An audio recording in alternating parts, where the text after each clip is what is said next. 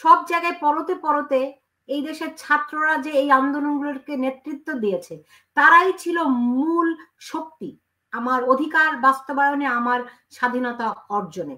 কিন্তু আজকে যেই ছাত্রদেরকে আমরা নেতৃত্বে দেখছি, যেই ছাত্ররা বলছে ৭২-এর সংবিধান মানি না, ৭১-এর মুক্তিযুদ্ধের ইতিহাস, মুক্তিযুদ্ধের বয়ান এটি আওয়ামী লীগের বয়ান, এটি তারা মানে না, এই ছাত্ররা তাহলে কারা? এই ছাত্ররা কি আপনাদের সেই উত্তরাধিকার, যারা আপনারা একদিন স্বাধীনতার স্বপ্ন দেখেছিলেন, যারা অস্ত্র হাতে যুদ্ধ করেছিলেন, প্রাণ বিসর্জন দিয়েছিলেন? এখন এরাও তো বলছে যে তারাও দেশের জন্য স্বাধীনতা এনেছে, ২৪-এ তারা নতুন স্বাধীনতা এনেছে। এই ছাত্ররা কারা? আপনি কি এই ছাত্রদেরকে বলবেন যে তারা ওই রাজাকারের বংশধর? আমি আপনাকে খুব পরিষ্কার ভাবে বলি, ৭১-এর মুক্তিযুদ্ধের সঙ্গে যারা এই মুক্তিযুদ্ধের তুলনা করে, আমি ওই দিন আমার বক্তৃতায় বলেছি, বিড়ালকে দেখতে কিন্তু বাঘের মতোই দেখা যায়, বলা হয় বাঘের মাসি নাকি বিড়াল। ৭১-এর মুক্তিযুদ্ধ হলো বাঘ, আর ২৪-এর যে যুদ্ধ যেটাকে গণঅভ্যুত্থান বলা হয়, এটাকে যদি তারা মুক্তিযুদ্ধ বলতে চায় তাইলে আমি বলবো এটা হলো বিড়াল। বাঘ আর বিড়াল এক জিনিস না।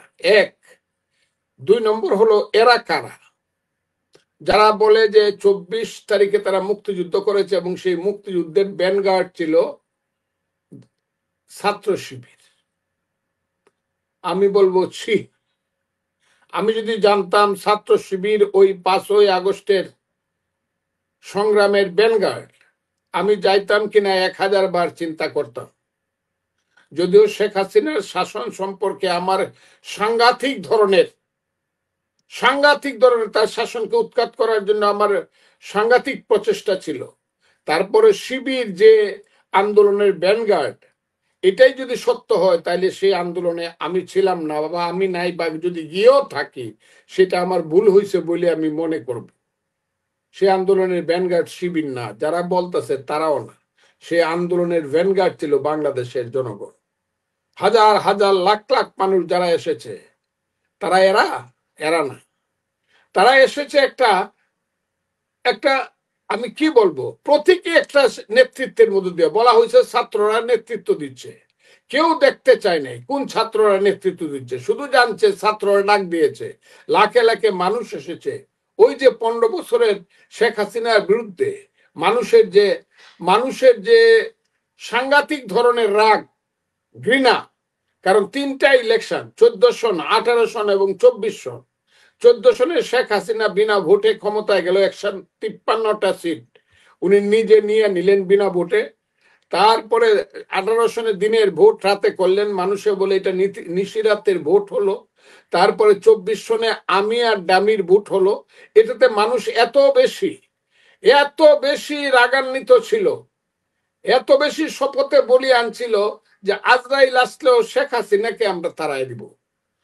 সেই জায়গাটাতে গিয়া মানুষ এখন হোঁচট খেয়েছে কিনা, তাদের বিশ্বাসের এখন অবমাননা হয়েছে কিনা, তাদের বিশ্বাসকে নিয়ে কেউ খেলা করছে কিনা, তারা যদি মনে করে ইসলামী ছাত্র শিবির ভ্যানগার্ড এবং তারা ছিল নেতা, তাইলে বাপের বেটা তারা এখন একটা মিটিং ডাকুক, দেখি কত লোক হয়, কারা যায়, যে আমরা ইসলামিক ছাত্র শিবিরের নেতৃত্বে আন্দোলন করছি, আসেন আপনারা আমাদের সাথে, দেখি কত লোক যায়।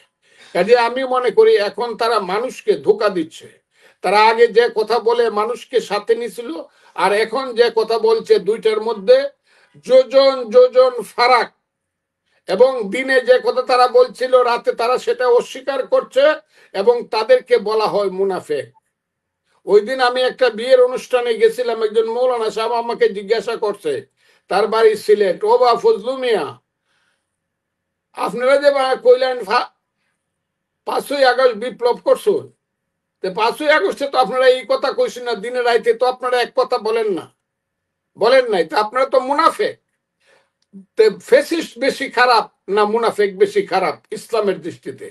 এই প্রশ্নগুলো এসেছে বলেই এখন বাংলাদেশে একটা কুয়াশা সৃষ্টি হয়েছে। আপনাকে বললাম অন্ধকারের দিকে যাচ্ছে। এই দেশে কোনো সরকার আছে কি নাই, এই দেশে ভবিষ্যৎ কি, এটা কিন্তু মানুষ বুঝতে পারতেছে না। মানুষ খুব একটা অনিশ্চিত অবস্থার মধ্যে দিয়ে আছে। কিন্তু একটা জিনিসের মধ্যে মানুষ সিদ্ধান্তের সাংঘাতিক ভাবে তাদের শপথ গ্রহণ করেছে যে মুক্তিযুদ্ধের বাইরের যে বাংলাদেশ, সেই বাংলাদেশ আমরা মানি না, যারা এই বাংলাদেশ পাইতে চায় তাদেরকে আমরা মানি না। এই ব্যাপারে আমরা সিদ্ধান্ত গ্রহণ করেছি বলেই, বাংলাদেশের মানুষ সিদ্ধান্ত গ্রহণ করেছে বলেই মনে হয়।